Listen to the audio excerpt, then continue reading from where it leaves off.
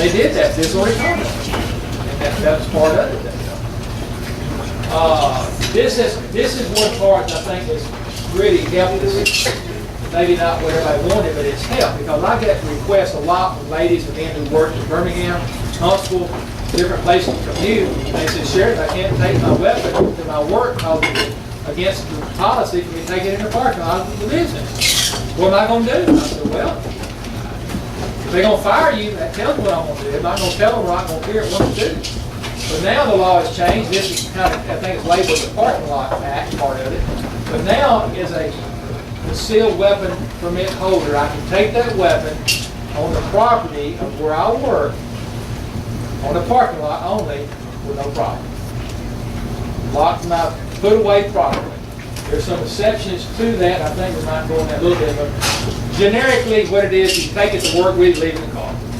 If you always, if your employer says bring it to work, bring it to work. They may, what I see coming from this is this, that I see allowing you to come to certain areas of your business and store your weapons safely there rather than your car, because I'm afraid you'll get burglarized out there in those areas. They're probably going, I think there's going to be some leniency on this thing. You may see trouble with major national companies or larger franchises, the local mom and pops you work for. I think they're going to be very lenient in how you do this. Because they want you as an employee, most likely. They realize your value and they don't have to do this. I think you see that that's enough. But they can take it there, they can't check you, tell you no, unless you're on the fool. If you start acting a fool about it, guess what? They're going to call the police, or call the deputy and say, this guy's acting a fool, he's got a weapon in the trunk. And what's going to happen, they'll get you in trouble with your local sheriff, and you can pull your license back on crazy person. Now there's some other parts of it, you get about hunting weapons. I think they're next page. But here's a question then, what about hunting weapons? Well, the law says in the hunting weapon part that I can do this as long as something's in season. Is there something in season out of Bama all the time? Oh, thank God for the hogs. As long as something's in season, I can carry that weapon, but I've got to be responsible. Put it away out of sight. If I'm in there, I think the way it reads is, if I'm in that vehicle, I can have that weapon in view. If I'm in there attending that weapon, I can have it. I won't have it on my property. But if I'm there unattended, the weapon has got to be put away, locked up, covered up, and sealed, secure. So that's part of it. At least you can. Can you have them on gun racks? Yeah, I was going to ask that. Well, I would say no, because it says actually a locked box. And it says attached to. I think out of view. Open. When I'm thinking, you mean like on the back behind the windshield truck? Yes. I'd say no. I'd be afraid somebody steal it first of all. What if you're president of the truck? Oh, if you're president of the truck, yeah. Now, if you're president of the truck, yeah. You put it in your rack while you're riding around? That's right. If you're president of the truck with you can. Unattended, where you not. Rick, the law also states you need a hunt license. The hunt license, true. That's so If true. you don't have a permit. If you don't have a permit, that's what he just said. Right. Now, for the hunting rifles only, yeah. Right, yeah. For the hunting, for that, for the hunting rifles only, the hunting permit. Well, I hunt my own property, so I naturally don't buy a hunting permit. And now, this is all just on your employer's property. This has nothing to do with This on driving that down the road, Walmart, any of that. Your employer's property only. If you carry a weapon in double screens, the back seat at least covered up. We had one run off the other day off the parking lot. He run the Dollar General store. The guy, he just picked up and ran with it. He ran Dollar General, they buried on the guy the next after. At least covered up. So if you're not on an employer's property, you don't have a permit, you have a rifle. Let me clarify that, property under your control. If you're on somebody else's property, that rifle, you got an issue there. What's the roadway? The roadway's for the place. Yeah, you got, that windshield's fine. Walmart parking lot, that's not what they're saying. That's private. The only difference, and I was pointing out to me not long ago, if a parking lot in Alabama's over 300 cars, it's considered a public parking lot, only to accidents. So if you got 300 cars parking lot, you have an accident, rules of road apply for as cars and wrecks, but not for it being private property. So it's private property. So the whole thing is about, the catch-all here is property not your own. Your own property, do what you want to do. If your friend says you can do it on his property, you can do what you want to do, basically. But if it's not your property, they tell you no, then that's okay. But you're talking employees? That's employees only. That's you're talking Walmart, unless that parking lot is posted or something, there's not a problem. Just for, We're talking that's employees. something that wasn't touched on in this law right here. Just for Code of Alabama 1975 defines a public place. This is something you're gonna see come up, I get in a few years on this law, I'm pretty sure.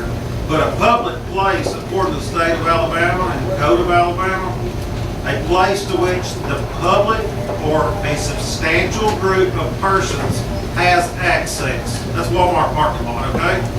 And includes, but is not limited to, highway, transportation facilities, schools, places of amusement, parks, playgrounds, and hallways, lobbies, and other portions of apartment houses, constituting rooms, apartments designed for actual residents, provided that no private dwelling and no place engaged for private gathering is included within the meaning of public place, with respect to any person specifically invited therein. That wasn't even touched out in this law right here. It wasn't even brought up, and I've heard this more than once, and that's why I got this tonight, because I knew this was coming up. Public place is more places than just, it's where public can gather. And you've got to find out about that. Now, like Walmart parking lot, only time it'll be a private place where people can gather is if you're not doing business there, you're just there hanging out or something. It's their private property. They have final say so, and they can ask you to leave. But without being asked to leave, it is considered a public place. Generality, rule of thumb is this: if it's not your property, you better have permission to be there. Exactly. And here's the thing about Walmart. If I walk into, I want you to give something. If I fail in Walmart's parking lot, here's what I'm sue. I'm gonna sue Walmart. So here's the thing you gotta face, even though he's right in what he's saying, in fact, if you get in that parking lot, the question you gotta ask yourself, are you gonna be Rosa Parks? No, to me. No, I'm serious, all right, because here's what you gotta face, if you're gonna be Rosa Parks, sit up on the bus, get ready for it. But that's what's happened to you. I'm advising you, don't push that issue in a Walmart parking lot or any other public access parking lot with private property. Two kinds of land in this world, Scott. There's private property, there's what? Public property. I said, Well, I don't think kids hang out downtown behind McDonald's. That's not, is it city property there? I mean, it's a parking lot, but who is that owned by? City owns it. City owns it? Yeah. But it's Because also public public property. property. Correct. That's the same with, like, I think I asked you the other day about going into City Hall. There is laws, of course, I ain't touched on it yet, we've been behind, but there's certain places and certain times you can't go in a City Hall. But after that, it's a public property. And whether you want to go there or not, that's something you're going to have to deal with. And I'm sorry, Sheriff, I didn't mean to interrupt. Oh, This no. was something that I want everybody to understand, that there is a difference between private and public property, and you need to know, just because it does belong to somebody, it don't necessarily mean it's private, because they allow us to go there. And Public deal with- access. It's public access, and we are allowed there until they tell us to leave. but see, this, the whole thing, the whole law, you're talking about is community rights. And what our primary rights in our nation is property rights. Property. You know, we have control. More people have died over property lines than by the world. Over 6 inches or 6 feet or Not long whatever. ago. It's about control, it's about having what is mine. And that says property. This is part of the balance is the owners have to face. It's their property got control, but yet their property, it was an infringement there of different things. So this was a compromise. And there can be other compromises along this way. This thing is not perfect. It's got a lot of contradictions about the law. But you know why that happens? Because every 2 years, what's happened in Montgomery? Every 4 years, what happened in Montgomery? It changes.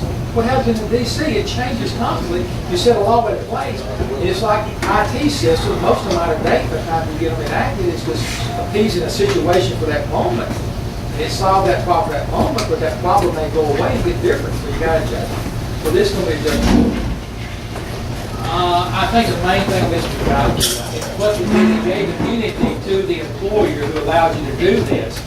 This is one thing the business council fought hard about, because they wanted on the immunity, if you come on active food, it ain't their fault. They try to have a safe workplace, and you're the state allowing them to do it, so it takes the pressure off them, basically. Immunity. Just because you got a weapon on there doesn't constitute unsafe workplace. It's people that make places unsafe. If the employee believes, if the employer believes employees present a risk, further required investigation may be done by the employer law enforcement if permitted. If you get to work with that weapon, you have argument because somebody like the way you cut that die, and they're going to fuss at you, well, I'll go get my gun and take care of you. Well, I think that constitutes an intervention right there. You know, somebody needs to intervene there.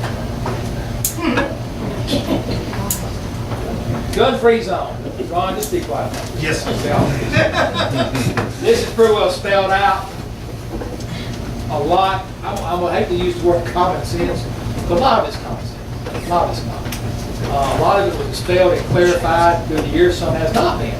But I think the bottom line on this, in cases where you can't do it, my advice is don't do it. The main thing you look at here again is, what do you see you walking the door? If it says no weapons, don't take the weapon. If you see a person there with a turnstile and a handle, metal detector, I think they're telling you they don't want a weapon in there. You know, and it's going to be rows of parts, you know, just go back and put it in the car. You know, look at the sign. If they haven't posted yet, you have some situations come up. If people haven't posted yet, because they don't understand what they got to do, they do what they got to do. And maybe your education, tell them the way you approach them, they decide what they really do. If they have a bad experience on the first experience, what they going to do? They won't be assigned to be a billboard out there. So that's part of it is educate the business owners what you feel, what you think. Do that. Don't let it be a controversy to try to straighten out a problem. I just love those psychiatric details.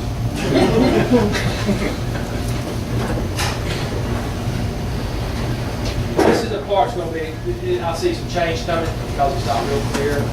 It took facility, it took a lot of things that's not really clarified here. There's going to be a lot of expenses coming in on the public's part to provide security for places now. A lot of things like that, I think we see some tweaking there. In essence, what it says is, those other places you can't take a weapon, it's just not allowed. However, there's exceptions here. There's exceptions here. You can take it some of those places, there are public places, if you got a permit.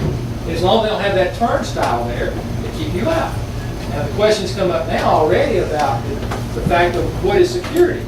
Is security a turnstile or is it a security camera? Is it a person standing there or is it a sign there?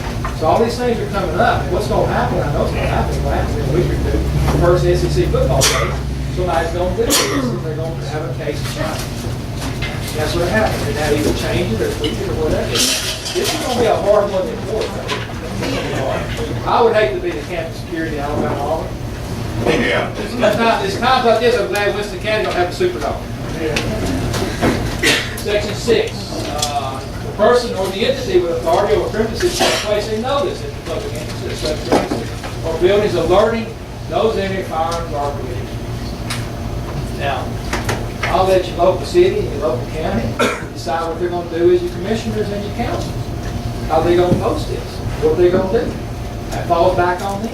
It's, I think the beauty of law is taking decisions out of some central control and put on the home level as far as how you're going to do policy, not implement law. I would not want the cities and the counties have to make laws on us. So guess what? You couldn't keep them straight.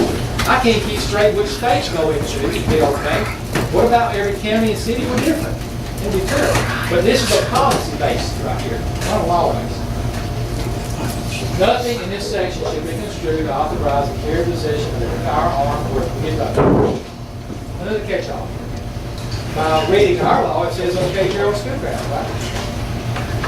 Pretty well. I'm an employee, I'm taking on school grounds, right? What does the federal law say? Nowhere on the circuit, nowhere, without a permit. Can't do it. So this last thing's gonna be Without a permit being the key, right? without a permit, too. Correct. Now, what's going to happen is your school board is going to make a decision. There you The go. property school zone. Says that's right there in the state. So, just want to say, practice common sense, guys, with these battles. You really push it, you ain't gonna do it to hurt yourself or hurt everyone else. I don't think anyone's going to gain sense about having a weapon in the school zone. What about employees of a school? Again, that's gonna be a question come up, somebody might challenge talk about that. Because it says here, as an employee, you can do it in our laws, with a permit, but what does school board say? Anybody know? Cars, different thing. Yeah.